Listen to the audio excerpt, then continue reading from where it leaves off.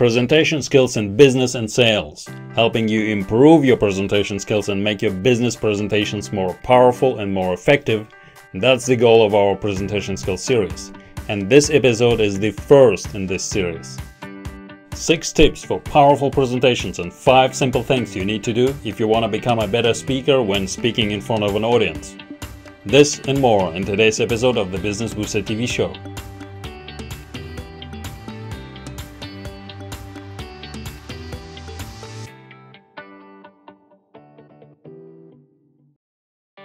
Hello and welcome to the Business Booster TV show, your entertaining source of business boosting superpowers, insight, lessons and motivation every day. I'm your host Alex Booster, and today I have a very interesting guest on the show. Before I introduce my show guest today, tell us in the comments below what business boosting superpower would you like to gain. Go ahead, do it now, post your comment, because if you do, you might get featured in one of the next episodes.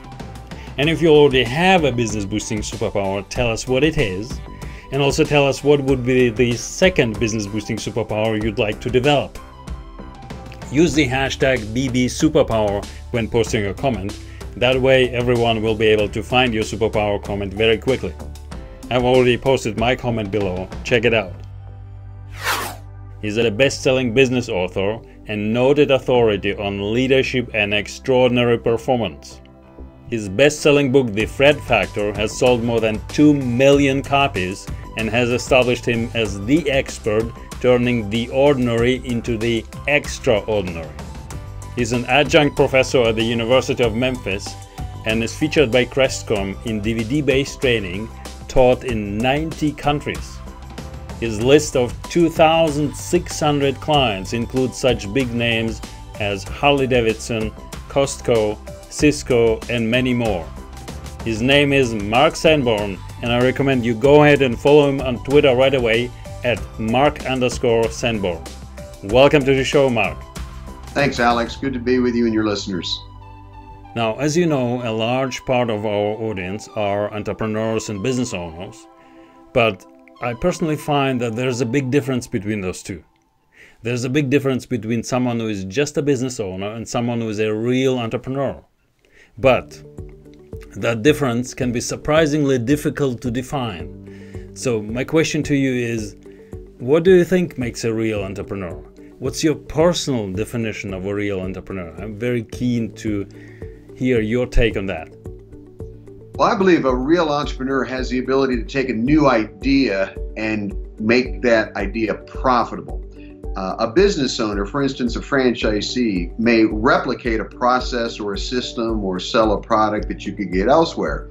And certainly they have to find creative ways to add value to that, to stand out and differentiate themselves from their competition. But while a business owner might replicate, I think a real entrepreneur innovates.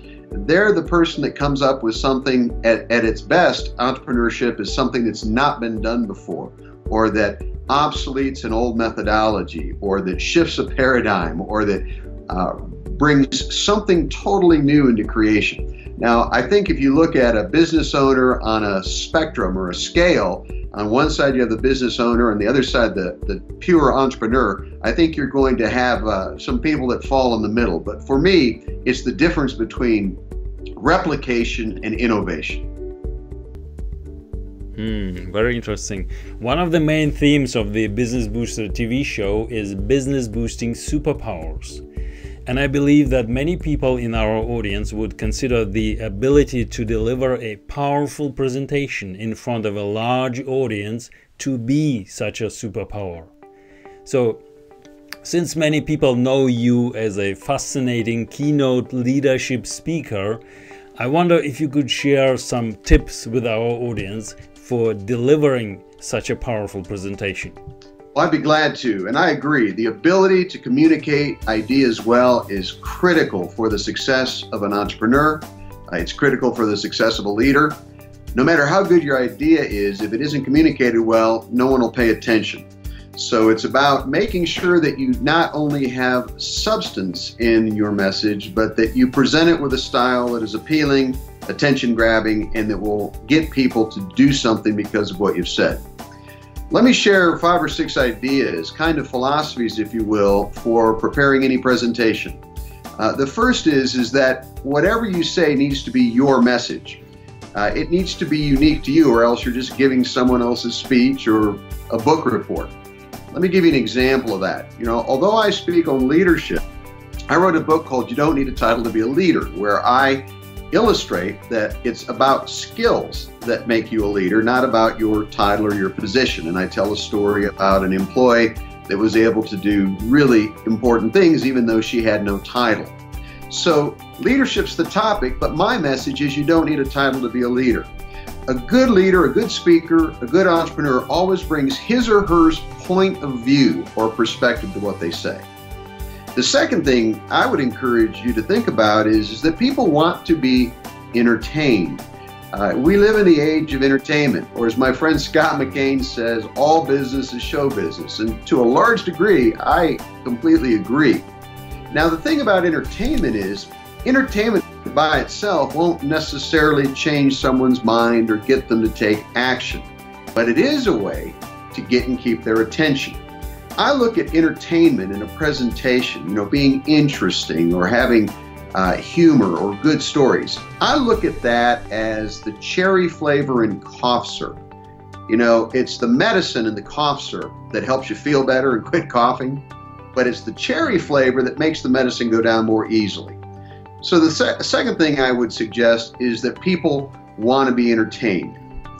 Also, as you design your speech, and this would be my third suggestion, remember that your biggest challenge is to break preoccupation, because everybody in the audience is thinking about what they're going to have for dinner, what traffic's going to be like when they drive home that night, how many emails are going to be in their inbox when you're done speaking. So you have to begin in a way that grabs their attention. It has to be memorable, it has to be clever, it has to break through that preoccupation that people have. Otherwise, you can give a 30-minute presentation, people will politely look at you and pretend to be listening, but they won't hear anything that you have to say. Fourth point is that people don't remember points. They remember stories. I always say that stories are the mental coat pegs that people hang ideas on. So if you want to make a point about the importance of commitment, you need a very compelling story about something that you observed, better yet, something you did, even better yet, someone in the audience who exhibited the kind of commitment that you're talking about. Because from that story, people will remember the point that you're trying to convey. Now, Demosthenes said, you know, rhetoric is action, action, action. And he was talking about, a couple thousand years ago, something that is sadly lacking from a lot of presentations these days, and that is a call to action. That's my fifth point. Always have a call to action. Make it very easy and simple for people to know at the end of your presentation what it is that you want them to do. You don't need 5 or 6 or 7 or 8 calls to action. Sometimes you just need one. But the key thing is that you don't want people leaving thinking, wow, that was interesting and I enjoyed it, but so what? The call to action answers the question, what should I do as a result of just having heard this presentation? And finally, last but not least, number 6, the primary reason why any speaker fails is a lack of preparation. Now, if you're an entrepreneur, you may be very good at your craft, but that doesn't necessarily mean you're going to be good at speaking. Just because I'm good at speaking doesn't necessarily mean I'm going to be good at something you're good at. So don't believe that just because you're clever and glib that you don't need to prepare, that you can just wing it, because a professional never wings it. In my book, The Encore Effect, I talk a lot about preparation because I think most good speeches are won or lost before you ever get up in front of the audience by how you designed, structured, and prepared for the presentation. You want it to have what you're going to say so familiar that it's second nature, and you can focus on giving your presentation instead of worrying about whether or not you're going to forget what it is you want to say. So those are 6 pretty simple ideas, but they'll serve you well if you use them. Oh yes, very, very powerful tips. I mean, speaking in front of an audience can be very valuable to any entrepreneur. And so I wonder if you could share some tips with our viewers on how to become a better speaker in general. Well, I'm going to give some performance tips now, because a sales call is nothing more than a presentation. A speech is a presentation. A review of an employee is a presentation. It's an opportunity for us to share ideas so that people will do something that we want them to do. Whether you're making a sales call or you're giving a formal speech, my first suggestion is start with certainty. Know how you're going to begin. I've seen so many speakers become ruined, or at least put off balance, because they kind of mucked their way through the beginning. They didn't have a clear beginning point. They just said things that they thought were obligatory, like, it's nice to be here, good to see you, hope you're all awake, did you have your cup of coffee? That kind of small talk has its place, but what you really want to do is make sure that you know exactly how you're going to begin your presentation, and that it proves to people, and this is important, that you're not going to waste their time. If you waste the first 2 minutes of any presentation, whether it's a sales call or a speech, mucking about and not giving any valuable information, people are going to assume that the next 30 or 40 minutes might go the same way. Secondly, whenever you present, especially if you're on stage, make movement purposeful.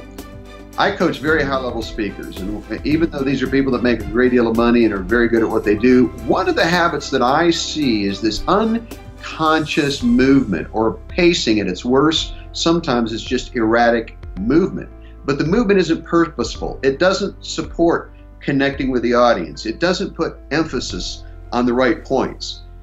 We could do an entire podcast about movement, but the thing I want you to think about is, if nothing else, standing still is a good way to engage with your audience, because movement, any movement, has the potential to distract from your message.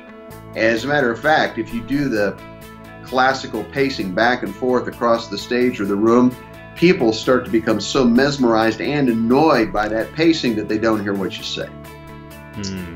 Next thing I would suggest is, whenever you make a point, and I said this a little earlier, but I'm going to say it in a different way, whenever you make a point, give evidence. Don't just say that most sales are made on the 5th call, which is one of those things that we hear a lot. Do the work to find out who said that. Was it valid research? Did somebody make it up and then everybody else repeated it? People want to hear information that's valid, and if you say something that sounds sketchy or untrue, they're going to start to question the other things that you say, even if those things are true. So I would say provide evidence to prove the points that you make. Before you finish, make sure that you go back to what I said was important in the design of a presentation, and let people know. It doesn't have, it can be very overt. Say, you know what, we've been together now 29 minutes. If there was one thing I hope you would do, it would be this. Sales calls, I come out of professional selling. Often a sales call ends without anybody asking anybody to buy anything, or without anybody asking to move to the next step, or even to say no, because once a prospect says no, you're at least free to go on to somebody that might say yes. So again, vocalize your call to action, make it easy to remember, and then finally, in a formal presentation especially, end with as much certainty as you began. Let people know, don't just peter out, don't just run out of things to say and then say, thank you very much. End on a positive note, end on a memorable note if possible, but be as clear and definitive in your ending as you were in your beginning. Those are just 5 points that you can use. I have a booklet called Breakthrough Speaking that begins, it's A to Z. It's a short little booklet, but it's a way for people to learn how to give a speech that breaks preoccupation and gets people to do what it is you want them to do. Wow, very interesting. Another topic of the Business Booster TV show is business boosting insights. So what business boosting insights have you gained throughout your life in business, especially those insights that made the greatest impact on your personal success and on your business growth? Well, I'd like you to think about the letter I with a little E above it. I call it I to the power of E, which stands for important power of extraordinary. It's about focus and it's about execution. First of all, a lot of business people waste their time doing things that aren't important. There may be things that need to be done. Sometimes there are things that don't need to be done, but this sense of being busy makes them think they're accomplishing something. Know what is important in your business. Know what is important to your customer. Know what's important to your team. And then for those things that are truly important, not everything, but for those things that are truly important, try to make them extraordinary. In my book, The Fred Factor, I call it ABCD, above and beyond the call of duty. You know, I remember years ago, my brother was a restaurateur, and years ago I read about a great restaurateur in New York City, and he was known for fine dining. I believe it was a French restaurant, but he said something I'll never forget. He said, if you make French fries, if you serve French fries in your restaurant, just make sure they're the best French fries a person's ever eaten. And I think that's a good example of this important to the power of extraordinary. If French fries are an important ingredient on your menu, you better make them really, really well, because there are a lot of French fries out there in the world, and you want yours to stand out, especially if that's why people come to your restaurant. So important to the power of extraordinary. When you can, for your customer, for your colleagues, turn the ordinary things that are important, give them a little extra flourish, do them a little better, and make them extraordinary. Very interesting. The third theme of the Business Booster TV show is business boosting lessons. And I mean, you've given so much content already. I hope our viewers are taking notes. But now regarding lessons, there's such a thing. Lessons can sometimes be associated with a painful experience or something that's terribly embarrassing when it's happening to us. So I wonder if you could share a personal story or an experience where you've gone through such a painful or embarrassing situation, but then use that to learn from it and turn around, learn from it, and improve. Well, my first speech was at the age of 10 in a youth competition, and I did so badly and was so embarrassed that that's really what got me interested in learning to be a good public speaker. You know, we enjoy success, but we often learn more and remember better the things that we failed at. And you've got two choices, you know, when you have a failure. One is to pretend it doesn't matter, or to sweep it under the carpet, or to forget about it and move on. But the other choice is to extract the meaning and opportunity from it. And I realized, even many years ago at the age of 10, one of the reasons that I had failed was because of a lack of preparation. And that idea about the power of preparation has been a big part of the work as an author and speaker over the last 31 years. So I would say, when something happens, look for the lesson, and if you really are willing to do the hard work, look for the opportunity. I don't know that I would have been a professional speaker for 31 years if I'd have done okay in my first speech contest. I might have said, well, you know, I've done that, got the t-shirt, what's next? So in failure, in setbacks, there lies not only lessons that will keep us from making those same mistakes again if we learn the lessons, but there often lies an opportunity. Wow, that's a very powerful story. I mean, today you are a very, very well-known and recognized keynote leadership speaker that can make pretty much any keynote is the cherry on top of any conference. But when you think about it, that it was this failure that actually got you into the speaking. That's amazing. That's very can also be very empowering to many people. I mean, to realize that this failure can actually, when you fail, it can actually be a very, very positive thing in the end. Indeed. Excellent. One of the things we also love to talk about on the Business Booster TV show is business boosting motivation or inspiration. But here's the thing. Motivation is easy when everything's going well. Entrepreneurs and startup founders don't really need motivation when everything is going fine. But when things start going horribly wrong, when everything seems to be crashing down, that's when we as entrepreneurs could use some motivation or inspiration to keep going. So my question to you is, can you tell us how do you boost your motivation in times that are difficult and hard? Or can you tell us a story about something that resulted in a major motivation boost for you in your business life? Oh, I've got two ideas. And the first is look for the why behind the what. Very often when we lack motivation, we're not motivated to do what we normally do, either because of setbacks or disappointments or lack of energy or ill health, any number of things. And one of the things that helps is when you have a bigger purpose, a larger purpose for what you do. You know, maybe that purpose is making enough money so that you can provide financial freedom for your family. Maybe it's making a positive difference in the lives of your employees. Maybe it's revolutionizing a bad business or a business that's known for being not a positive business. Maybe you want to turn that business around. And the what we do is important, but the why we do it is more important. That's where the motivation comes from, is the why. The other thing that I've learned is that as much as I believe in the importance of motivation, there's something far more important, and that is discipline. And that is the ability to do what needs to be done, even if you don't feel like doing it.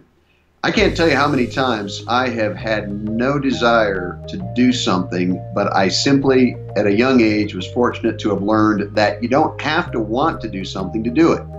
I think that's a mistake a lot of people make. They say, well, I don't have any passion for that. Well, then do it anyhow. It's great if you're passionate about what you're doing. I would never speak against passion, but I think passion is highly overrated because passion by itself will sometimes fail you. Passion is a feeling. Feelings are like emotions. They come and they go. We don't always control them. The thing we always control is what we do. I remember probably a year ago, my wife called and I wasn't feeling very well, and she said, you know, how are you doing? I said, you know, I explained, I was honest with her that I didn't feel well and some of the challenges I was facing. She said, well, why don't you come home? And I said, because I'm going to stay here and do what needs to be done. And I'm not telling that story to be self-aggrandizing, because thousands of people do it every day, people with far greater challenges than I face. But I think it's important for people to know that just because you don't feel like it doesn't mean you can't do it. Motivation makes you feel like doing something. Discipline gets you to do something when you don't feel like it. Wow. Brilliant ideas, Mark. We are almost out of time, but before you go, how can our viewers get more of your goodness, or how can they get in touch with you? Well, they can go to www.marksanborn.com, MarkSanborn.com.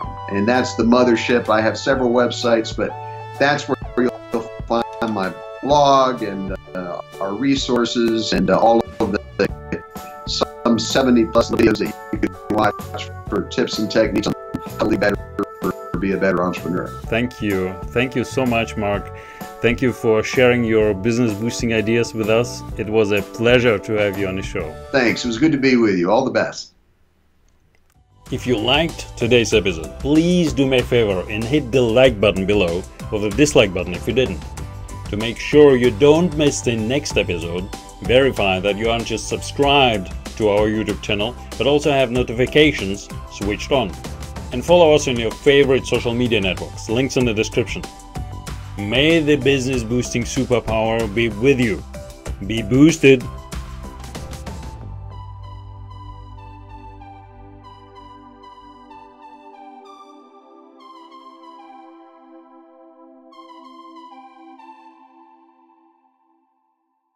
Click this circle to visit our YouTube channel and subscribe.